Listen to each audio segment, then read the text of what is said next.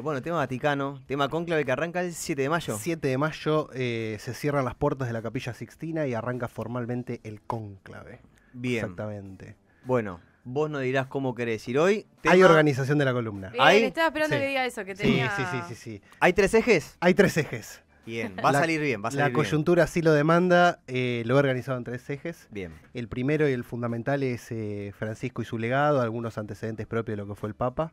Sí. En segundo lugar, voy a hablar de lo que es Ciudad del Vaticano y Curia Romana. Acá es donde ingresa formalmente el derecho constitucional apostólico y lo que es el derecho canónico, que no es tan conocido, pero es muy importante. bien, Y en tercer lugar, cónclave y lo que se viene, bien. básicamente. Excelente. Arrancamos por lo primero, Sí. como dice Jack el Destripador. Vamos por Ahí va, partes. vamos por Trajo partes. libros también, ¿eh? Traje libros. Trajo Sí, libro, vino me equipado. sirve, me sirve. Porque vi el otro día que hablaron del Día del Libro, presentaron libros, vi el del Bien. Cholo Simeone. Bien, porque... Escuché acá a la compañera diciendo de Rolón, muy bien, está muy sólido. Cara, el del Chole de Chicago está mal, el de Rolón está bien. No, está bien, está no, bien. Le voy a decir al amigo Valentín, hincha de Chicago. No, por favor, que lo queremos. Bueno, Papa Francisco, Bien. Jorge Mario Bergoglio, nace en Flores, en la Ciudad Autónoma de Buenos Aires. A ver, la particularidad de Bergoglio es que él hace toda la carrera eclesiástica antes de llegar a Papa en el año 2013. Ujú.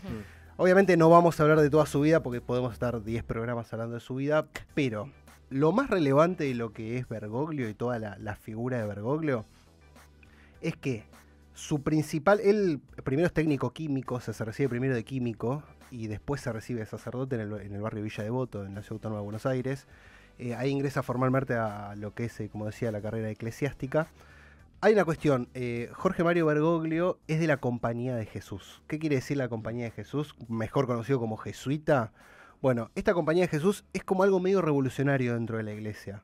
¿Por qué? Porque ellos, comandados por San Ignacio de Loyola en 1524, 1534, que se forma la Compañía de Jesús, Bergoglio suscribe a esta orden, digamos, y hace 4 votos, que estos van a ser muy importantes para todo lo que se viene.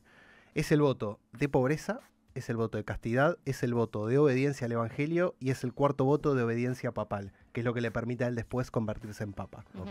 O sea, la llegada de Bergoglio en 2013 al papado no es algo medio azaroso como se puede plantear. Hay toda una construcción que se viene dando y termina en lo que es Bergoglio y todo su papado Francisco denominado.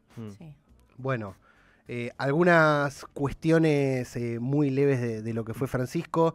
Siempre en Buenos Aires, cuando desarrolló, fue arzobispo auxiliar de Buenos Aires, estuvo en Córdoba, fue decano, fue obviamente dentro de lo que es la Orden de la Compañía de Jesús en Argentina, fue la figura más relevante durante 9 años, o sea, fue como la superioridad de la Compañía de Jesús durante 9 años.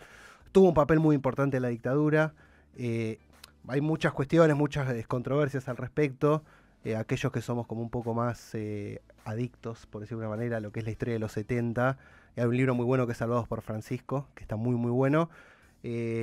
Francisco ayuda a muchas personas a exiliarse del país en plena dictadura, aún siendo autoridad en la iglesia. Ujú. Eso después lo encuentra muy peleado con la curia argentina, o sea, se genera muchas rispideces por su accionar, contrario a lo que la curia en ese momento pregonaba, porque la iglesia estaba un poco de acuerdo con lo que era la dictadura cívico-militar. Sí. Es materia para otro debate, pero hace a la cuestión. Francisco, bueno, es arzobispo, se convierte en cardenal en el año 2002, lo ordena a Juan Pablo II, hasta el año 2013. A ver, Bien. Francisco antes de 2013 era medio, no era una figura muy carismática. Tenía la particularidad de que siempre estaba cerca de las villas de emergencia. Siempre el tipo daba ayudaba. misas o confesaba en lugares periféricos. Bien. Eso es una característica propia de Francisco que hay que resaltar. Mm. Ahora bien, llega el año 2013, se inicia el cónclave, Benedicto XVI en un gesto político muy interesante renuncia a su papado. Sí. Cónclave, Francisco es erigido, Bergoglio es erigido y es erigido como papa. Algunas cuestiones previas antes de hablar de lo que es su papado propiamente dicho, que lo voy a mencionar como muy breve porque no hace tanto la cuestión, pues ya podemos hablar mucho tiempo. En el año 2005, en el cónclave de 2005, Francisco había salido segundo en la Mirá. votación. No recordaba eso. En primer lugar había salido Benedicto y en segundo lugar Francisco con casi 40 votos. Sí. ¿Cuál es el tema? Francisco, entendiendo que todavía no era su tiempo, le pide a sus seguidores o a sus cardenales que lo votaron, da como una suerte de reunión en la Capilla Sixtina y pide que los votos vayan a Benedicto. Mira. Ahora, Dato que no teníamos. No sabía. casi es elegido, ahí vuelve obviamente a Buenos Aires, en 2013 ya formalmente es elegido por casi la mayoría absoluta, o sea, lo votaron casi todos a Francisco. Ujú. Ahora bien, hay algunas cuestiones con respecto a la Iglesia Católica en ese momento. Si bien Benedicto XVI Ratzinger fue un teólogo y tuvo algunos temitas en la Iglesia, al principio del papado de Benedicto XVI, esto es para dar levemente un contexto de cómo llega Francisco y por qué es elegido también en 2013. Al principio del papado de Benedicto XVI, Benedicto alambra un poco la Iglesia, la cierra, y medio que la vuelve un poco ortodoxa. Ortodoxa desde su liturgia, desde sus celebramientos, desde un montón de cuestiones, medio que se encierra en la curia romana y dice, bueno, acá somos nosotros, y medio que lo reservamos a una iglesia mucho más intelectualoide, mucho más, no quiero decir clasista, pero estaba medio, o sea, no estaba tan abierta para todos y todas. Que es más, la imagen de Benedicto no es muy buena. No es muy buena porque tuvo un primer inicio de su papado bastante controversial. Y además había un tema, Benedicto era bastante grande. Claro, Sí. ya era mayor. Y le explotan muchos conflictos. Le explotan mucho la pederestería, el tema de los curas pedófilos, el tema de abusos sexuales dentro de la iglesia. Todo muy complicado. Hay un gran problema de corrupción en el Banco del Vaticano, muy fuerte. Hay un despilfarro económico total y terrible. Frente a estos eventos, Benedicto medio que se encierra y no contesta como debe contestar, pero en sus últimos años realiza una auditoría interna y ve que esto es un quilombo. O sea, que la Iglesia Católica en el año 2010-2013 era un quilombo. Por lo tanto, si bien Benedicto era un teólogo, era muy importante y realmente su papado, si bien estuvo asignado a muchas controversias, el final de su papado es muy interesante porque es lo que habilita a Francisco a hacer todas las reformas que hace después. Bien. Lo que hace Benedicto es consciente de que no va a llegar a hacer un plan de reformas como lo tiene establecido y también consciente de que no tiene la muñeca política que se necesita, abdica. Claro. Abdica, es decir, renuncia a lo que es el papado. Bien. Ahí la iglesia tiene una gran disyuntiva histórica que es o profundizamos, digamos, el conservadurismo eclesiástico o vamos hacia un papado mucho más carismático, autoritario en sus maneras, pero que abra las puertas. Bien. Y ahí todos los cardenales se inclinan por Francisco. Pequeñas particularidades de la elección de Francisco: es el primer papa no europeo, Ujú. es el primer papa latinoamericano, obviamente el primer papa argentino, es el primer papa jesuita que lleva calidad de papa, Ok. y es el primer papa que elige el nombre de Francisco, en honor a San Francisco de Asís. San Francisco de Asís tiene una gran particularidad que era una persona que venía de una familia clase media alta, que tenía un futuro extremadamente prometedor desde el punto de vista militar, de la poesía, o sea, era un tipo realmente muy culto, Sí. y en un encuentro con el Espíritu Santo, así lo relata él en un libro que es muy bueno, que relata la biografía de San Francisco de Asís, el tipo se entrega a Dios y hace un voto de pobreza muy fuerte. Por eso, el lunes 21 de abril nos encontramos con que Francisco solamente tenía $100 de patrimonio. Esto en concordancia con su voto de pobreza cuando se ordenó en la Compañía de Jesús y en concordancia con lo que fue Francisco, San Claro. Francisco de Asís, Claro. que hoy santo, lógicamente. Una pregunta Sí. boba, digamos. Si tenía $100, imagino como papa tiene un sueldo. Sí, pero él lo donaba. Lo donaba. Sí. Ahí va. Sí, Bien. sí, sí. No, él nunca aceptó el sueldo, siempre renunció al sueldo. Se hablaba de los zapatos que usaba. Bueno, sí. Ahora justamente me das pie para entrar a la segunda. No dije nada. Algunas cuestiones propias de, bueno, él llega en 2013 y la iglesia realmente necesitaba una reforma estructural muy fuerte. Lo que entendió Francisco en ese momento fue, estas reformas tienen que empezar, como todo gran liderazgo, tienen que empezar por uno. Voy a predicar a través del ejemplo. Y ahí viene el tema de los zapatos. O sea, él elige los mismos zapatos que venía utilizando mientras caminaba en las calles de Flores, mientras caminaba, no sé... Sí, se habló mucho de eso, que siempre los mantuvo. Siempre los mantuvo, de hecho se los mandaban desde Argentina, él rehusó Mirá. muchas cuestiones a usar los zapatos. El tema del crucifijo, y históricamente se usa un crucifijo de oro, él eligió el de plata, mucho más sencillo. El tema del atuendo propio, él eligió más tradicional, todo de blanco, no se metió nada estrafalario, digamos. El tema de vivir en Santa Marta, o sea, generalmente los papas viven en el Palacio Apostólico. En el caso de Francisco, él eligió vivir en Santa Marta, que es más o menos como un anexo de lo que es todo donde está la Capilla Sixtina, San Pedro y Pero demás. sin tanto lujo. Sin tanto lujo, de hecho se filtraron las fotos de la habitación y era realmente una habitación de... Normal. Un hotelucho en el Claro. fondo Claro. de Madariaga, ¿viste? Realmente es como, era muy sencillo. Pero capaz digamos. que eso yo lo pienso más a nivel personal de él, ¿no? Que quizás se sentiría más cómodo estando en ese ámbito y no en algo como que le diera tanto...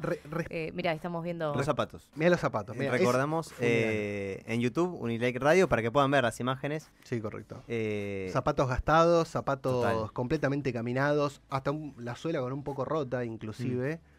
Eso era Francisco, o sea, él siempre mantuvo la misma línea coherente durante toda su vida. Claro. Y eso es lo que lo lleva a ser papa. O sea, la Iglesia Católica necesitaba, la institución necesitaba una muestra de coherencia y una muestra de, bueno, se terminó el tiempo de los teólogos y el tiempo del culto hacia el sacerdote o hacia el clero, ahora es tiempo del pueblo.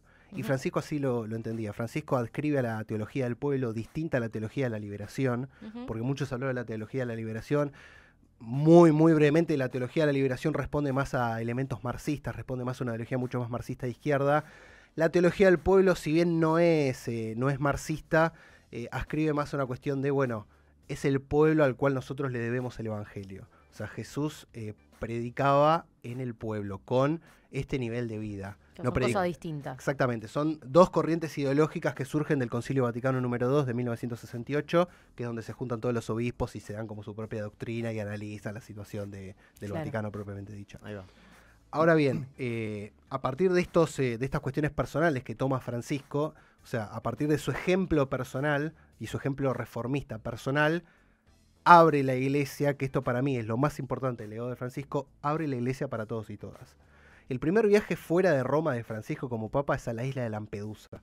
La isla de Lampedusa es una isla donde llegan inmigrantes y donde la gran mayoría muere en el mar. Okay. Francisco 2 días antes lee en un diario a la mañana que murieron no me acuerdo cuántos migrantes en la isla de Lampedusa y al otro día le dice a su secretario vamos a Lampedusa. Lo cual todos se quedan mirándolo porque nadie había ido ahí, digamos, y porque claro, es completamente raro que un papa vaya ahí, o sea, sí, es medio muy particular, digamos. Y el tipo va a Lampedusa. Y eso significó el inicio de un papado muy transformador. Porque el tipo dijo, hay que abandonar la centralidad y hay que ir hacia las periferias. Claro. Visitó lugares como Papúa Nueva Guinea, fue a Mongolia, donde hay solamente 100.000 católicos. O sea, medio que no tenía mucho sentido para la gran mayoría de la curia ir a Mongolia. Claro. Y el tipo decide ir a Mongolia igual, decide llevar la palabra del evangelio a lugares completamente irrisorios, decide ir a zonas de guerra en donde queda desprotegido de la fuerza de seguridad del país. Pero el tipo dice, vamos igual, o sea, hay que llevar el evangelio donde hasta ahora nadie lo llevó. Quiero hacer una pregunta. ¿Qué es la curia? La curia romana vendría a ser todo el clero.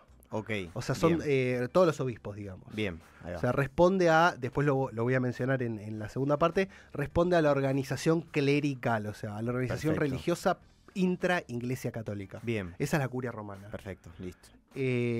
Después, algunas particularidades de Francisco, impulsa un diálogo interreligioso. De hecho, hay una foto en el Muro de los Lamentos. Hola, Nico. Nico, ¿tenemos una foto en el Muro de los Lamentos? Si puede ser. Hay una foto del Muro de los Lamentos, que es el centro religioso más importante de lo que es el judaísmo. Hay diálogos con... Esa foto es una cosa impresionante. Porque creo que en la historia, si la memoria no me falla, solamente 4 papas visitaron el Muro de los Lamentos. No sé si alguno con un nivel de conflicto bélico tan fuerte como está pasando en Israel y Franja de Gaza y Palestina. Realmente hay demasiados problemas ahí. Jerusalén es el centro religioso del mundo, básicamente. Ahí confluyen desde el Islam hasta el judaísmo, hasta el cristianismo. O sea, todos tienen su centro espiritual y religioso en ese lugar. Por lo tanto, esta foto está cargada de un simbolismo muy, muy fuerte, completamente impresionante también. Sí. Eso habla del diálogo interreligioso, que ya lo había empezado Juan Pablo II en su papado. Francisco lo intensifica mucho más. Hay también hay 4 encíclicas bíblicas que redacta Francisco. Las encíclicas son básicamente cartas que le manda Francisco a los fieles, a los creyentes, digamos, a los cristianos católicos, y a toda la curia en sí misma, toda la iglesia católica. Igual es abierto para todos y todas, todos los podemos leer, que son muy importantes, como es Fratelli Tutti y como es, no me acuerdo el nombre, Laudato Si. Francisco se posiciona políticamente muy fuerte en muchas cuestiones con respecto a la casa común, al cuidado del medio ambiente, la protección del medio ambiente, el cambio climático.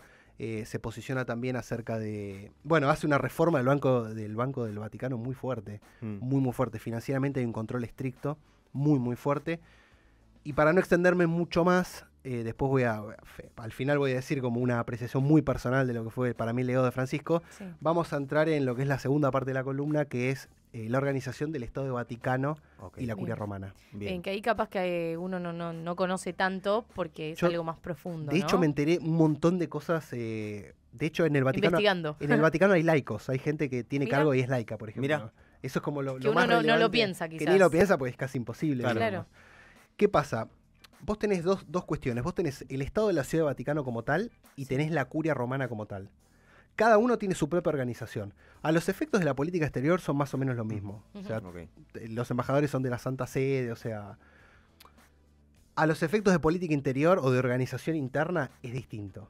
Si bien el Papa tiene toda la potestad y conserva los 3 tipos de poderes, ejecutivo, legislativo y judicial para sí, la gran novedad que hay con Francisco es que él reforma la ley fundamental y la Constitución Apostólica.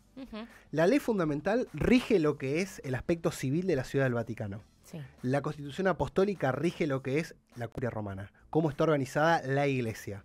La ley fundamental, cómo está organizada la Ciudad del Vaticano como tal, como Estado. Bien. Es un Estado, o sea, es una monarquía igual, es una teocracia porque gobierna el Papa básicamente, pero para sus adentros, para su organización interna, tiene un componente civil muy fuerte básicamente. Ahora, la ley fundamental regula todo lo que es el ejercicio, cómo se dan los poderes, cómo es el funcionamiento de lo que es el Estado de la Ciudad del Vaticano. Tiene un poder ejecutivo que está constituido por un gobernato, se dice, que acá hay la primera particularidad de lo que es el legado de Francisco. Por primera vez en la historia, el gobernato de la Ciudad del Vaticano es una mujer, es una monja. Mirá. Esto pasa por primera vez en la historia de la Iglesia Católica en 2000 años. Quien gobierna, quien es...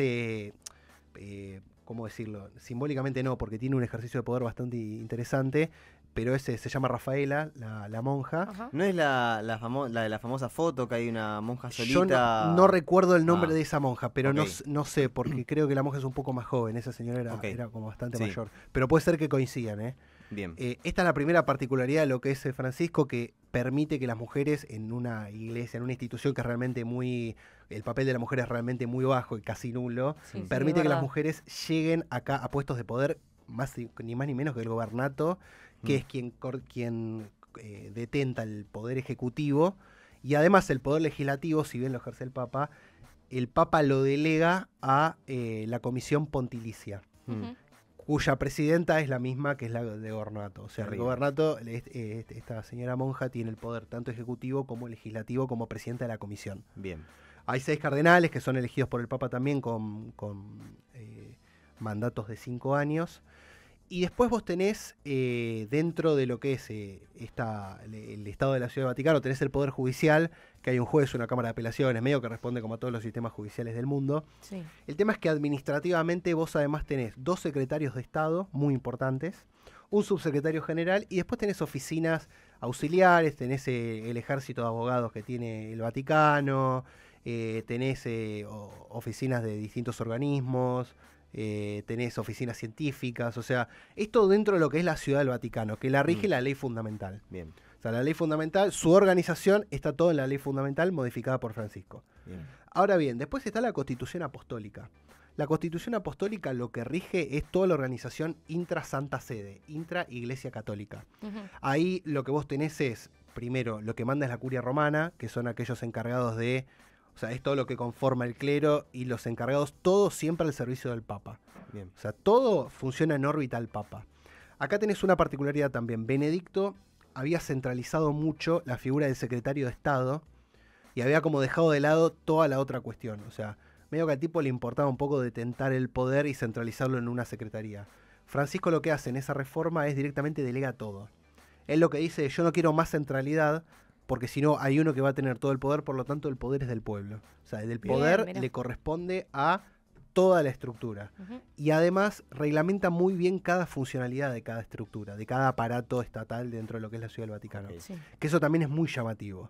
Eso habla también de un nivel de política argentina muy fuerte, porque eso es muy propio, digamos. Sí, claro que en otro ámbito lo hizo Grondona en la FIFA, aplicándolo al fútbol, digamos, salvando las enormes distancias. Pero eso es muy de política criolla, es muy de política argentina y muy de tradición argentina. Iba a decir también incluso latinoamericana. Bastante latinoamericana, sí. Yo la verdad no conozco tantos casos latinoamericanos. La única comparación viable a la misma escala, o sea, a escala global, la encontré en Grondona básicamente, porque fútbol, claro, digamos, fútbol. Sí. Pero realmente es muy importante esa reforma que hace. Hay toda una modificación, hay modificaciones muy sustanciales y muy reformistas, que eso la verdad llama mucho la atención para lo que es la iglesia. O sea, es una institución que hasta la llegada de Francisco criminalizaba la homosexualidad, digamos. O sea, entonces estamos eso hablando... también él le abrió una puerta bastante... Hay una entrevista que hace en Disney muy, muy importante. En Disney, aparte. En Disney. Primero en Disney, claro, pequeña particularidad.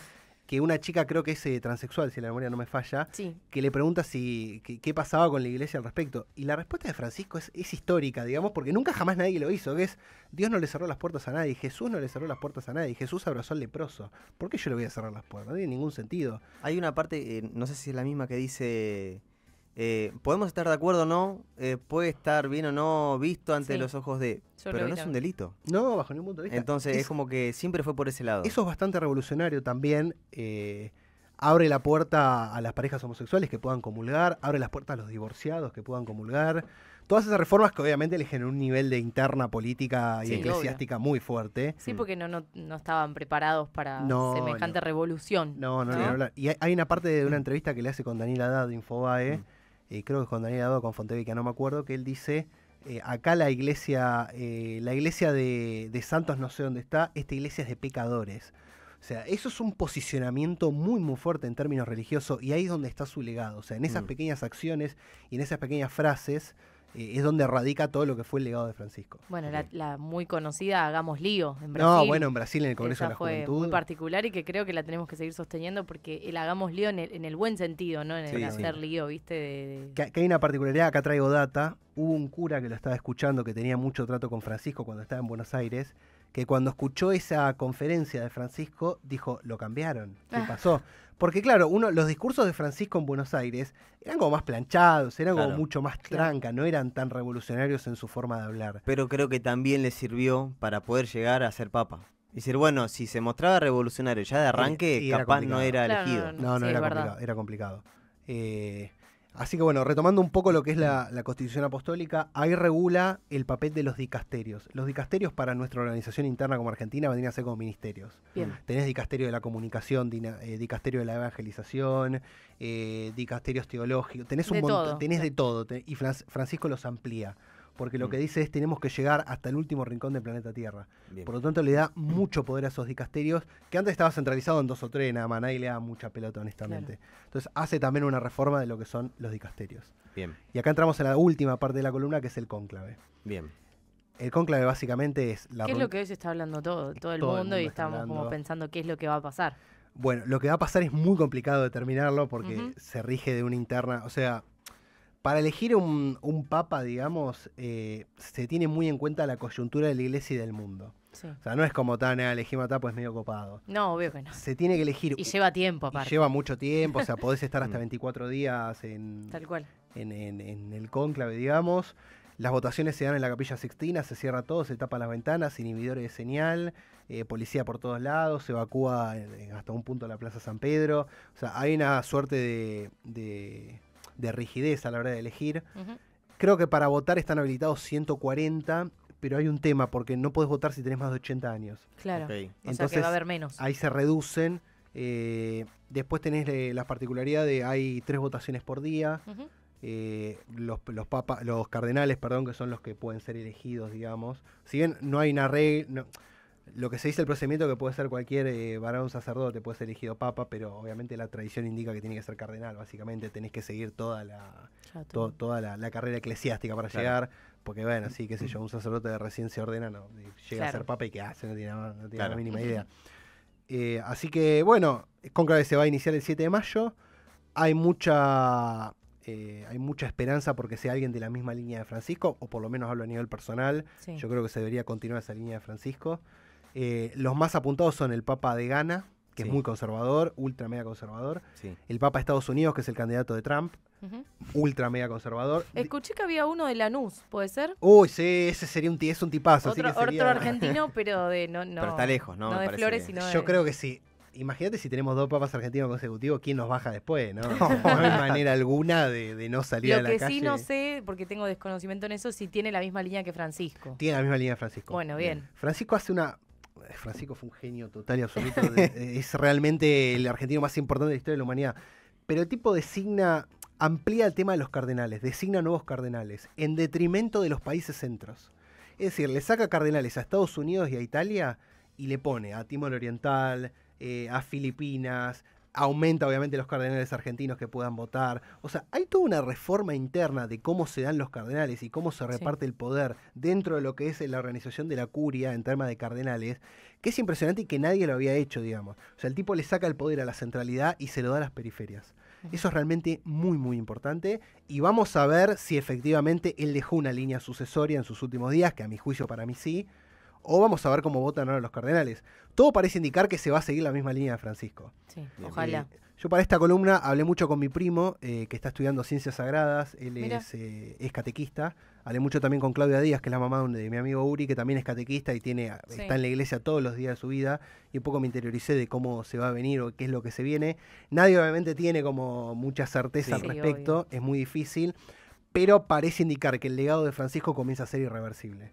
En el sentido de que hay muchos cardenales que ascriben a su teoría y a su legado también. Claro. Realmente revolucionario. Lo que completamente revolucionario, más en la Iglesia Católica y más en 13 años de papado, que no es tanto. Claro. Juan Pablo II estuvo 20 y pico de años. Claro. Y por la edad que tuvo Francisco, realmente que haya llegado a 12, 13 años y haya realizado tantas reformas, es como bastante llamativo. Y es realmente transformador, lógicamente. Lo que se viene, no lo sé honestamente. Luis Tagle también tiene muchas posibilidades, que es filipino, de la misma línea de Francisco. Sí. Hay un italiano que es la mano derecha de Francisco, que también tiene muchas chances.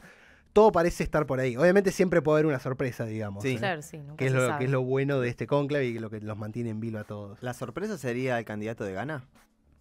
Porque mucho se habla del primer eso sería papa más que sorpresa, afroamericano. sería terrible. Sería genuinamente terrible. Porque hay dos. Hay uno de Ghana y hay otro de no me acuerdo de qué país. El de Ghana es ultra mega conservador. O sea, él teoriza que la homosexualidad es una enfermedad. O sea, volvemos retrocedemos una banda. Retrocedemos en todos los avances que habían dado Francisco. Y hay un dato, hay mucho más católicos y creyentes post legado de Francisco. O sea, Francisco entra con un determinado número y sale con un número ampliado. Eso para mí tiene que significar, a los ojos de la iglesia, tiene que significar algo. Sí, y además, lo particular, y para mí lo más importante de Francisco, además de todas las reformas que impulsó, es que logró que muchos, en donde me incluyo, habíamos dejado de creer, volvamos a acercarnos de alguna u otra manera. O sea, eso para mí es el legado más importante y le dio mucha preponderancia a la juventud. Cosa que en los tiempos de orfandad política, en los tiempos de crisis de representación que pasa en Argentina y en el mundo también, eso da un indicio de lo que fue el legado de Francisco y el trasvasamiento generacional. Claro. Dice, muchachos, yo me voy a ir en algún momento, esto es de ustedes. O sea, le dio mucha preponderancia y le dio mucha importancia al papel de la juventud dentro de la iglesia. Y además a la tarea de evangelizar y predicar en las periferias, que es lo que no se venía haciendo y lo que faltaba en la iglesia católica justamente. No sé si se puede poner el reel, que a mí me parece... Sí, lo tenemos ahí a mano seguramente. Para mí, el mejor momento de Francisco, por lo menos a mí, pues me genera una ternura terrible y además también... tengo que poner los cascos. Y además también por lo que dice, ¿no? Que a mí te llega. Me llega muchísimo. Igual te digo que en estas últimas horas y también en estos últimos días... yo capaz que nunca miré nada respecto a algo religioso, pero el algoritmo se me fue de repente, tenía 1.500.000 entrevistas de Francisco y me detenía a mirar y después aparecían cada vez más, porque viste que el algoritmo vos te quedás mirando y te da más de eso, y la verdad que es fantástico escucharlo. Hay muchas entrevistas muy buenas, la de Disney la recomiendo, la que tiene con Daniel Haddad la recomiendo, la de Fontevecchia del diario Perfil también la recomiendo mucho. Sí. Realmente ha dejado un legado muy, muy interesante. Porque aparte, tipo sencillo, que lo que te decía era como que te lo diga un familiar, ¿viste? No era como que él te miraba desde arriba porque era papa. No, bueno, esa fue una de sus grandes transformaciones. O sea, él lo que quería era pastores con olor a oveja, en sus palabras. Él no quería más que alguien se encierre en la iglesia ni nada. De hecho, él dice, la iglesia no es más no tiene más puertas, digamos, no es puerta giratoria. Claro. La iglesia ya está abierta para todos y todas. Bien, lo tenemos para ver. Lo tenemos para ver. Nico, por favor.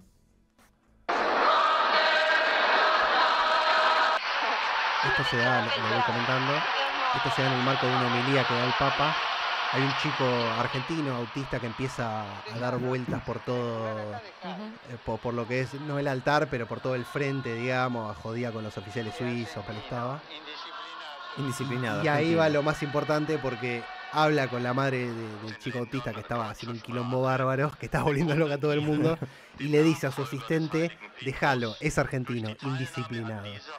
Yo creo que es la mejor manera primero de definirnos como pueblo y como nacionalidad. No lo había visto nunca. Y que también no lo estaba como estigmatizando en que en realidad déjalo porque tiene autismo, sino porque simplemente es argentino. Es argentino, es indisciplinado, déjalo. O sea, es así, por más que le digamos lo que le digamos. Sí. Y eso habla también de nuestra propia idiosincrasia, digamos. Incluso de él dentro del cargo que tuvo. No digo que sea indisciplinado, pero es como que no seguía como el régimen, ¿no? El ser estructurado. No, hagamos lío justamente. Él vino con la determinación de romper el statu quo eclesiástico, que eso para mí es lo más importante de Francisco en su papado, digamos. Y también que no solamente fue el papa de los creyentes y cristianos católicos como es uno, sino que fue el papa de los ateos. También. Y eso para mí es muchísimo, porque a mí me han escrito compañeros y compañeras, amigos y amigas, que por ahí no tienen nada que ver con la religión y medio que no les importa, pero dijeron, che, sentí la muerte. O sea, en parte por argentino, en parte por jesuita, en parte también porque lideró con una firmeza espiritual, política y religiosa. Claro que sí. Y más en estos tiempos en donde básicamente no hay nada, o sea que estamos realmente liberados al azar, y hay un mundo también que clama por el hiperindividualismo. Francisco lo que pregonaba era la organización de la comunidad, volver a las bases cristianas, que justamente el evangelio lo que predicaba era, muchachos, acá tranquilos, o sea, acá no venimos ni con lujo ni nada estrafalario. Nosotros predicamos con el evangelio, predicamos con la palabra y vamos al pueblo. Jesús abrazó al leproso. O sea, Jesús no fue a hablar. Jesús, cuando entraba a la mesa de los ricos, entraba a los latigazos, o sea, y levantaba las mesas y daba vuelta a todo, hacía un quilombo bárbaro. O sea, entonces, producto de la historia, producto del revisionismo, se lo ha encerrado Jesús a un nivel, y se lo ha encerrado también a la figura papal a un nivel muy, muy cerrado. Se lo ha encerrado y se lo ha dejado en un pedestal tan arriba, que obviamente muchas personas se alejaron, es lógico. O sea, la misa de los domingos, antes de Francisco, era un embole realmente, porque la homilía era muy aburrida, digamos. A partir de toda esta reforma eclesiástica, hoy en día hay un nivel de ser contemporáneos a lo que sucede, y se tratan temas muy importantes. García Cueva, el arzobispo de Buenos Aires actual, a mí me parece un genio. O sea, la retórica que él tiene es muy línea Francisco, lógicamente. Sí. Pero yo estuve en la homilía que fue en San José de Flores el lunes 21 de abril. La retórica que tuvo fue increíble, o sea, es realmente, uno se siente identificado con aquello que está aconteciendo intramuros de la Iglesia Católica. Hay que ver si continúa, lógicamente. Vamos a ver, ojalá que sí. Ojalá que sí. Algo que se mencionó, me acuerdo que en un momento lo entrevistan al Diego, me parece, que dice, claro, uno habla de la Iglesia que por los pobres, pero entras al Vaticano y está lleno de lujo. Sí. Y es como que va en contra justamente de Francisco, lo que decíamos, los zapatos, Santa Marta creo que era. Correcto, donde vivía. Y es que bueno, también, está la reunión que hace, que se da un abrazo muy cálido. Siempre Marón habló muy bien de Francisco. Sí, correcto. No tanto de los anteriores que viste, le decían, este rosario es especial para vos, digo, ¿qué tiene diferente? Sí. Pero esas cosas. Él entendió que si quería hacer una reforma estructural en la curia romana, tenía que empezar por predicar con el ejemplo. Claro. Por eso él lo que dijo es, necesito yo volver a las bases de alguna manera. En realidad necesitaba seguir su misma línea, porque él ya era así, digamos, siempre fue así. Necesitaba simplemente llevarlo a un nivel mucho más elevado, ni más ni menos que papa. Entonces todas esas muestras, de hecho en un momento va a una óptica en Roma porque se le habían roto los anteojos.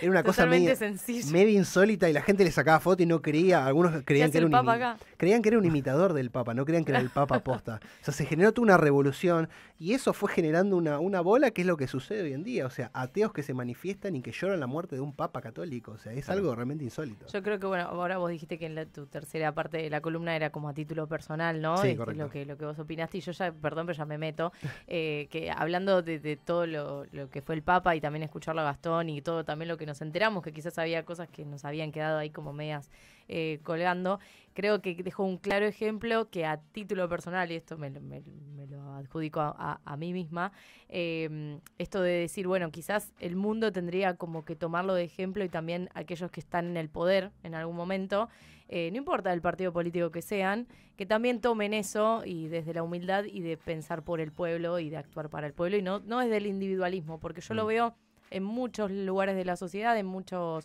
situaciones y también en generaciones que son muy chiquitas. Lo empiezo a ver, Sí, ¿viste? de acuerdo. En eso que es como que solamente me miro mi ombligo y no importa lo que le pasa al otro y esto de que me salvo solo y el otro tiene la culpa. Entonces también como esto de tomarlo como ejemplo y decir, el otro también te necesita y vos vas a necesitar del otro y como que entre todos nos vamos a ayudar y salvar entre todos. Entonces me parece que eso es algo, un legado que quedó y como vos decís, por más de que creas o no en que hay un Dios o hay algo que te pueda cuidar y proteger, también si sos ateo, agarrar esto fuerte y abrazarlo para el futuro, pienso, para nosotros y para las futuras generaciones. Bueno, yo iba a decir algo, casi que me Ay. spoileaste todo, pero obviamente suscribo a todo lo que decís. No, bueno, De hecho, sumá. compartimos el diagnóstico y compartimos un poco lo que es a futuro. Para mí el mundo está yendo a un lugar hiper mega individualista. Ujú. Por mi formación, tanto política como religiosa, espiritual y todo lo que se me pueda Sí. machacar, yo considero que es un error garrafal. Inclusive hay otras religiones que fomentan lo que es la salvación de uno mismo. Sí. Para mí lo revolucionario de Francisco es justamente la construcción de comunidad, el contener e ir a las periferias y además ejercer su liderazgo con misericordia. O sea, constantemente él hacía hincapié en perdonar y ser misericordioso. Ujú. Lo cual eso es bastante revolucionario a los efectos de un papa. Sí, sí. Es bastante revolucionario también el mensaje que da intra Iglesia Católica. Creo que para mí debemos volver a ese lugar. E insisto, para mí lo más importante, para el argentino más importante de la historia de la humanidad, no hay ninguna duda, de los mejores papas, obviamente no estudié todos, pero de los últimos 50 papas yo no tengo ninguna duda, para mí fue uno de los mejores. Fue el papa de los creyentes, de los no creyentes, y además acercó a muchos que nos habíamos ido de ese lugar porque consideramos que había una falta de representación y que ese tipo de iglesia no nos representaba, y nos trajo de vuelta. Nos dijo, mire muchacho, esto de ahora más es así. Si ustedes quieren volver, las puertas están abiertas. Y nosotros volvimos. Está bien, yo soy muy línea Francisco, soy un soldado de Francisco netamente. Me he leído absolutamente, acá traje 2 libros que son para mí los 2 mejores que leí de él. ¿Cuáles son? Este es El loco de Dios en el fin del mundo, lo muestro a la cámara. Para mí, de los mejores, lo compré el fin de semana, voy llegando a un cuarto. Es un ateo español que lo invitan a un viaje a Mongolia con el Papa Francisco. Mirá. Y el tipo lo que dice es, yo acepto la entrevista si tengo 5 minutos con el Papa. Y Mirá. el cardenal que lo invita, digamos, el responsable de comunicación, le dice, ¿para qué querés 5 minutos con el Papa si lo vas a acompañar? O sea, vas a estar un montón con el Papa. Porque yo le quiero preguntar si efectivamente me voy a cruzar a mi viejo en el más allá. O sea, el tipo tenía, así arranca el libro, obviamente, llanto, por supuesto, desde Muy ya. bueno. Y este es de Marcelo Larracuy, un gran historiador que es Recen por él, es un poquito más viejo, que cuenta un poco todo lo que es la trayectoria, todo cómo llega el Papa a lo que es el papado, cuenta un poco la estructura interna de la curia romana, yo me apoyé un poco también en este libro, en los 2 libros en realidad. Sí. Después hay otros libros que son un poco más teológicos, son un poco más Decálogo de la Liberación, lo que es la historia de Rafael Tello, que es un papa que lo incita mucho a Francisco en lo que es la pastoral popular y volver a esas cuestiones más de pastores con olor a abeja y volver a lo que es a predicar en el pueblo. Hay muchas fotos de Francisco dando homilías en la Villa Retiro, inclusive estuvo en Mataderos, en San Pantaleón, Sí. atrás de la cancha de Chicago. Correcto. Iba a dar misa, se tomaba el 126. Bueno, creo que Él en un siempre momento lo dice, que yendo para Tablada a veces, Sí. si no me equivoco, pasaba por la cancha. Hay un video famoso que se viralizó. Sí, me acuerdo. Quiero resaltar una foto de Francisco que tiene una fuerza. Quiero resaltar las últimas 2 cosas, si se me Sí. permite. Sí, obvio. Hay una foto de Francisco que es la foto cuando se decreta el COVID a nivel Sí. mundial. Eso es tremendo. Yo, Esa es yo he una visto hasta el foto- video de él caminando solito. No, pues es extraordinario. De hecho, Es como un apocalipsis y él... hay una particularidad porque traje data. Acá Sí, ¿la tenemos para ver? se viene con data. Mirá lo que es esa foto, por favor. Tremendo. Qué genio, por Dios. Es para un cuadro. No, estas son fotos, me emociona, te lo juro, me emociona. En esa homilía, Francisco le reza a una cruz de plata. Esa cruz de plata se la había rezado cuando fue la gran peste negra, Ajá. o sea, y se volvió a sacar para lo que fue el COVID. La caminata de Francisco en la Plaza de San Pedro completamente vacía, que la Plaza de San Pedro yo nunca tuve la oportunidad de ir, pero siempre está hasta la manija. La Plaza de San Pedro vacía.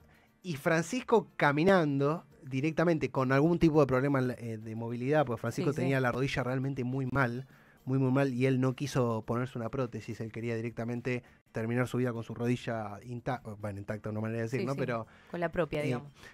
hay una potencia simbólica, hay un gran potencial simbólico en esa foto, porque es él yendo a orar, cuando todos se encerraban, él sale. Y cuando el mundo necesitaba algún tipo de cuestión espiritual para poder salir, Francisco agarra con su rodilla, sube las escaleras y hace un rezo, besa en un momento el suelo. Hay una profundidad de lo simbólico muy fuerte, y hay otro elemento simbólico que para mí es el mejor de todos, que es el día anterior de su muerte. Ajá. Francisco es operado, estuvo internado muy grave durante 37 días, casi 40 días, y lo que le dicen es 2 meses de reposo absoluto. Sí. Francisco, como todo argentino indisciplinado, dice no, básicamente. Hay una primera, que no tengo la imagen lamentablemente, pero él va a la capilla de San Pedro, va a la capilla, a la Plaza San Pedro, va vestido de civil, él no va vestido de papa.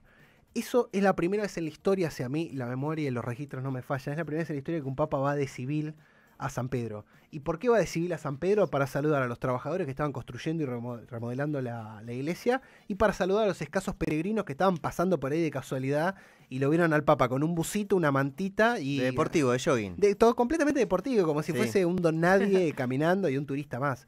Y después hay una segunda, para mí la más fuerte, una segunda instancia, que es cuando da la homilía en Pascuas de Resurrección. Ujú. O sea, consciente ya de su final, porque Ya no realmente estaba bien. ya no estaba bien, se lo notaba. Sí. El tipo pide Francisco pide que den la última vuelta por lo que es la Plaza San Pedro en su papamóvil. Sí. Y vos veías, hay una imagen que lo apunta de atrás, que no encontré el video, pero está Francisco mirando, la gente saludándolo y él volviendo a lo que es el Palacio Apostólico. Eso para mí es de una magnitud, y obviamente será santo Francisco, no tengo ninguna duda que va a ser Seguramente. canonizado, completamente de acuerdo, sí, por la potencia que tuvo y por todos sus actos. De hecho, muere un día después de la Pascua de Resurrección, Claro. lo cual Ujú. le genera, como dice el Piberío, un tipo de aura increíble. Loquísimo. Increíble Y también total. esto de que hablaban de la numerología, Completamente, ¿no? La fecha que se 88, murió. que es el Papa en la quiniela. O sea, Sí. hay una cuestión como muy importante, y además hay algo que a mí me atrapa mucho, obviamente en su figura y en otras figuras, cuando alguien es consciente de su final y lo afronta con la frente en alto. Ujú. Eso para mí habla de un liderazgo absoluto y total. Ahí es donde radica, ese es el video. Ahí está dando Al final. Este ya es el Francisco, ya estaba... Él estaba muy hinchado, esto también lo averigué, tomaba Sí. mucho corticoide. Sí, estaba muy Porque hinchado. ya no quería volver a internarse. Bueno, de sabés hecho. que yo había visto una nota hace muy poquitos días que le preguntaban si le tenía miedo a la muerte. Y él dijo que no, que él solamente le pedía a Dios que la pudiera recibir sin dolor, digamos, ¿no? Como que la afrontara así como, bueno, cuando tenga que venir, que venga, pero sin sufrimiento, decía él, ¿viste? Pero sí, ahí ya se lo veía muy desmejorado. De hecho, en un testamento que él deja, él es consciente de su fragilidad física y él dice: yo entregué mi cuerpo, o sea, en deterioro mío, pero en pos de la paz mundial. Esto es una cosa impresionante. Mira lo que es esto. Qué tipo, por favor. Y ¿no? recordamos algo, en su momento se había hecho el papamóvil cerrado. Ah, es Si verdad. no me equivoco, él es el que lo Sí, abre. él decide abrirlo. Sí. Obviamente tuvo un problema muy grande porque la seguridad del Vaticano, que son los guardias suizos, que es como la policía del Vaticano, Sí. le dijo que no, justamente por la cantidad de atentados que hubo, y él dijo: Sí. si me tienen que matar, que me mate, no pasa Y nada". justamente con Juan Pablo, que otro que es muy querido, Sí. y así todo fue el que fue atacado. Exactamente, de hecho él le da un perdón, lo va a visitar al que le hizo el atentado, lo va a visitar a la cárcel. Ese video dentro de unos años va a tener una fuerza simbólica y espiritual muy fuerte, muy fuerte. Aguante Francisco. Quiero hacer una de las últimas preguntas, Sí, claro. y viene del lado de nuestra compañera Rochi Díaz. Sí. Me dice, pregúntale por favor por el caso del cardenal Angelo Becciu, que fue inhabilitado por Francisco para votar al nuevo Papa, Sí. que ahora quería volver a estar dentro de la votación. Tengo dos respuestas, una jurídica y una criolla. Ok. Vamos por la jurídica. Vamos por la sí. jurídica. Después la criolla, pero que Sí. no es la jurídica. Pero primero por eso. A ver, la jurídica indica de que si uno es destituido por la fuerza papal, si es destituido por el Papa en persona de su calidad de cardenal, no puede ingresar al conclave. Por lo tanto, ¿cuál es el tema? Ahí lo que tuvo es el Poder Judicial dentro de lo que es la Curia Romana, es el Tribunal Rótulo Roma, y por lo que yo tengo entendido, lo habían acusado, no sé si lo condenaron efectivamente, pero lo habían acusado no sé si por despilfarro o por abuso. Ok. Yo sé que son dos delitos completamente distintos, pero Son graves los dos. son graves los dos. Había tenido un tema de esa manera, de esa magnitud. Por lo tanto, ahora le corresponde, jurídicamente hablando, en función del derecho canónico, constitucional y todos los derechos que se le pueda atribuir, que no vote. Bien. Ahora, mi respuesta en criollo es que la cuente como quiera. O sea, Ok. que vaya a votar el presidente de la Juventud, que no sé si es sociedad anónima, así que vaya a Bien. votar a un municipio, si quiere. 2020, estoy viendo acá una nota Sí. que dice, se destapó un caso de corrupción por el cual el Papa Francisco lo despojó de sus derechos cardenálicos. Ahí está. Y después, en el 2021, se acusa oficialmente de corrupción. Ahí está la acusación. Es el famoso cuidado, el Papa vigila. Sí, claro, por en vez de supuesto. Diego. Por Lisa y supuesto. llanamente. Porque la cuente como quiera, que vaya a votar a otro lado. Ahí está. ¿Sabes que tenía otra pregunta? Pero. ¿Viste la película de Cónclave? La vi hace el martes a la noche, la vi. Bueno, te sumaste a la papaneta. Porque, El Papá Móvil. ¿Por qué? ¿Qué pasó? porque viste que No. mucha gente se puso a ver esa película Ah, ahora, sí, o hay sí, gente sí. que no la conocía y como que resurgió. Es Oh. más, le iban a volver a estrenar en el cine, reestrenar en Tiene el que cine. aprovechar Sí. porque pasa Era el una vez momento, cada muerte de claro. obispo, valga la redundancia. Y justamente, y bueno, obviamente también está la miniserie de la historia de Francisco. Oh, que, esa está buena, ¿eh? Yo no la vi, Cónclave, Sí. la tengo para ver este finde, pero viendo lo que investigaste para hoy, Sí. viendo la película también, Sí. si te pareció una buena producción. Está bien la película, está bien, sí. A ver, igual... Es más bien pochoclera. Sí, seguramente. sí, esto tiene que hablar la compañera Sofa Nodal, más que yo creo que Bien. lo habló inclusive. Es pochoclero, o sea, obviamente exacerba un poco las situaciones que acontecen Bien. dentro de lo que es el cónclave, le da como un...